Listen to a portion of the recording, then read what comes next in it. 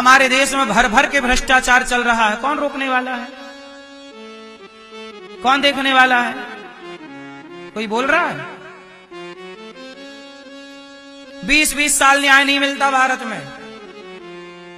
अभी आपने सुना होगा, एक 100 रुपया के लिए एक आदमी को जेल में डाल दिया था, 40 साल बाद वो बाइज्जत बरी छूटा। अखबार पढ़ा होगा, बाइज्जत छूटा। 100 रुपया का केस था।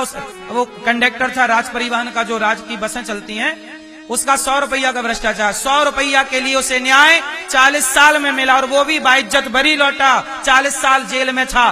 कौन लौटाएगा उसका 40 साल?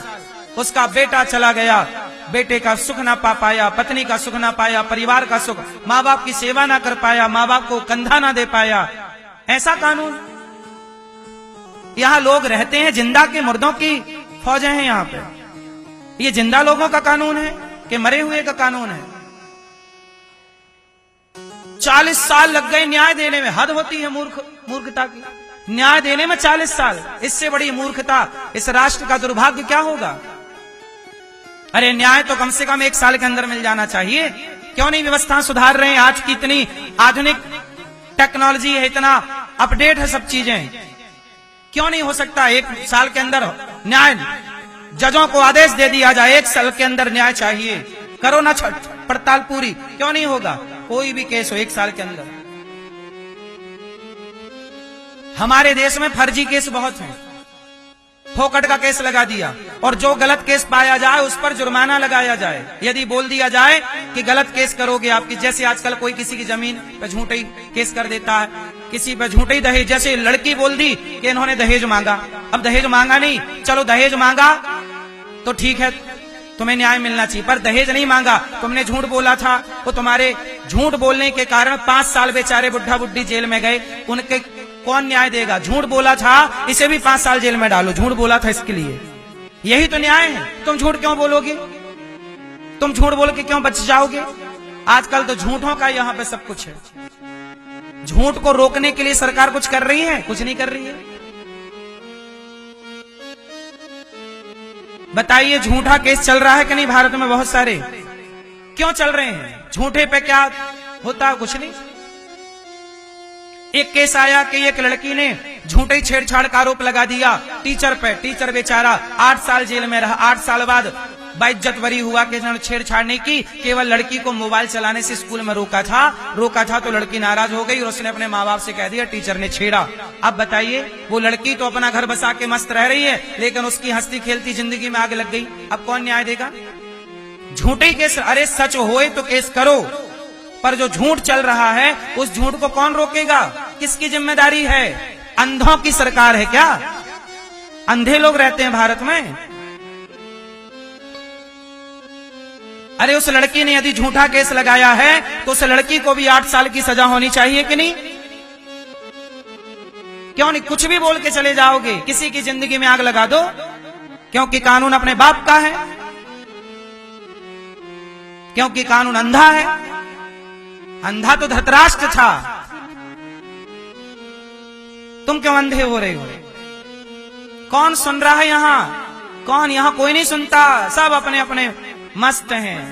देश के बारे में रो रही है भारत माता, कौन सुन रहा है? क्या नेताओं को पता नहीं है सब बातें जो मैं बोल रहा हूं? मुझे पता है तो नेताओं को नहीं पता? करे कौन? सब अपनी तिजोरियां भर रहे हैं।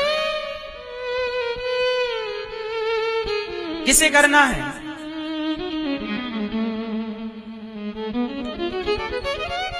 हम लोग केवल इसलिए बोलते हैं क्योंकि बोलने के लिए भगवान ने भेजा है। सुनो ना सुनो, बोलना है।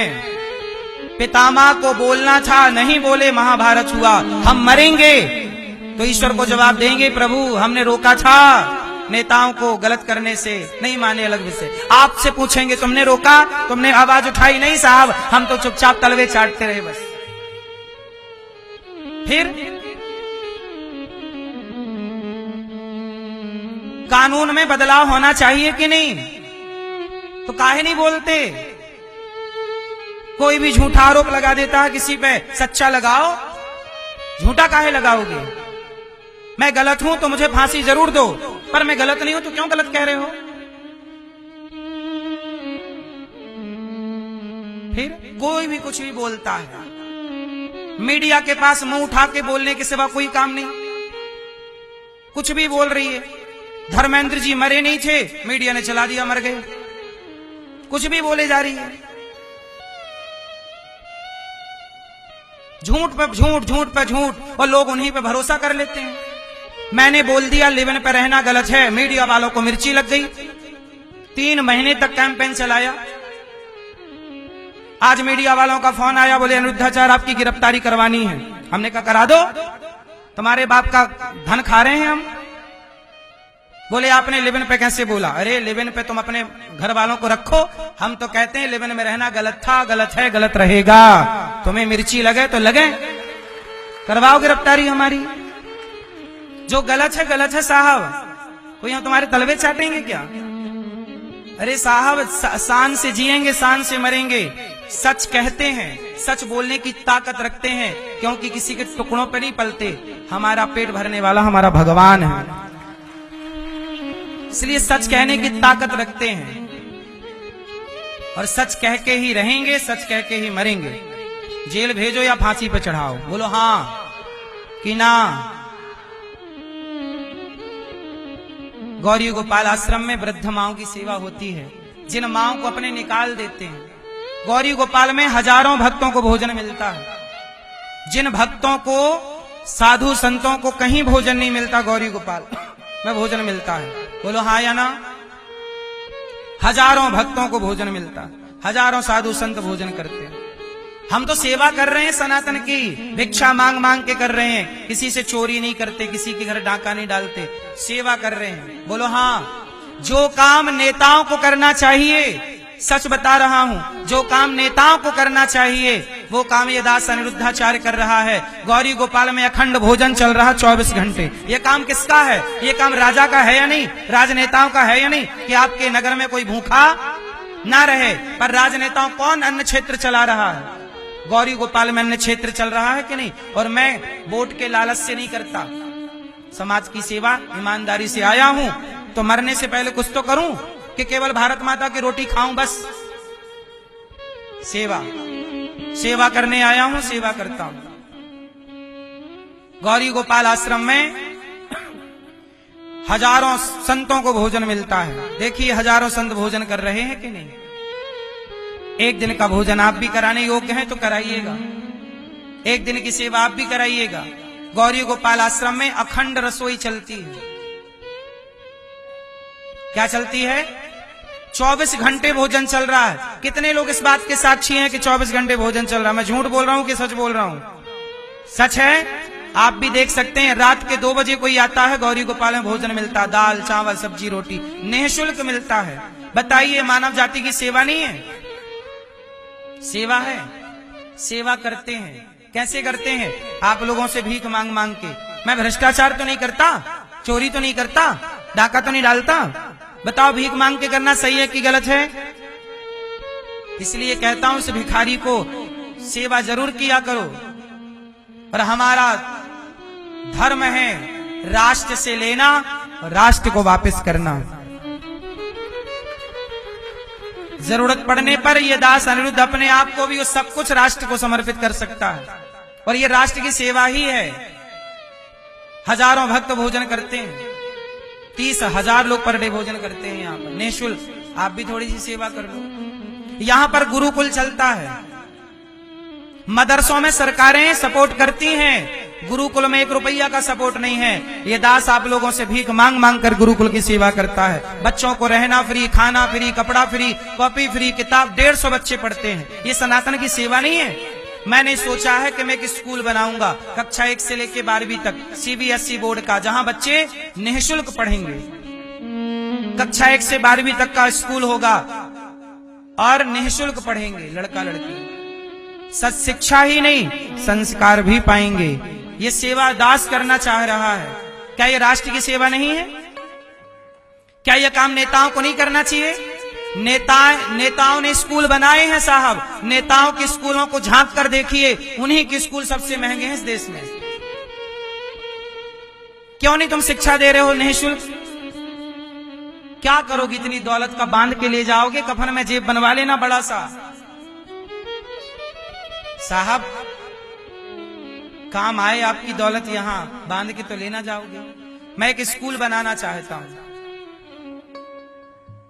कक्षा 1 से 12वीं तक। आपका मन हो तो साथ दीजिएगा, नहीं मन हो तो कोई बात नहीं। गौरी गोपाल आश्रम में हमारी माएं रहती हैं, आप भी दर्शन करिए इन माओं का। जिन माओं को बच्चे घर से निकाल देते हैं, 310 वृद्ध माएं हैं। मैया कहाँ से आई हो मेरी माँ? छत्तीसगढ़ के आए बेटा। कौन कौन है आपके घर पे? बेटा है। बेटा है? हाँ। तो बेटा फोन नहीं लगाता?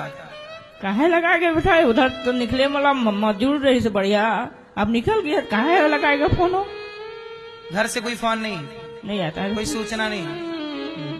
कितने बेटे हैं? 2 बेटा है। दोनों बेटे फोन नहीं लगाते? हाँ। कभी आते नहीं? कभी नहीं आए हैं बेटा। तो कैसे निकाल दिया आपको? क्यों निकाल दिया घर से?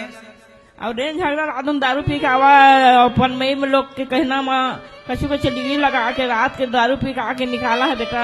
बड़का बेटा हर देखा बस, छोटे बेटा कर गया था, छोटे बेटा भी और नारी के बात सुन के वो मंझनिया निकाल दिया था। हम डिश बनाना आपकी कथा सुन के हम इधर आ गया बेटा। मैया के 2 बेटे हैं, बड़े बेटे ने निकाला घर से तो माँ छोटे बेटे के घर चली गई, छोटे बेटे ने भी निकाल दिया। अब बताइए, जिनको अपनी औलादें निकाल रही हैं उनकी सेवा यदि ये दास अनिरुद्ध कर रहा है तो बताइए राष्ट्र की सेवा है या नहीं?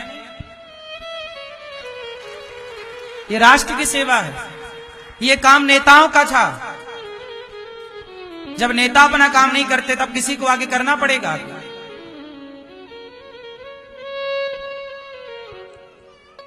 जितने हमारे देश में विधायक और सांसद हैं, यदि ये अपने क्षेत्र में एक एक स्कूल बनाए और एक एक ऐसी बूढ़ी माओं के लिए स्थान बनाए और सबकी सेवा करें तो बताइए इनके क्षेत्र में ये सब काम भी होने लग जाएंगे और बच्चों को निःशुल्क अच्छी शिक्षाएं मिलने लग जाएंगी।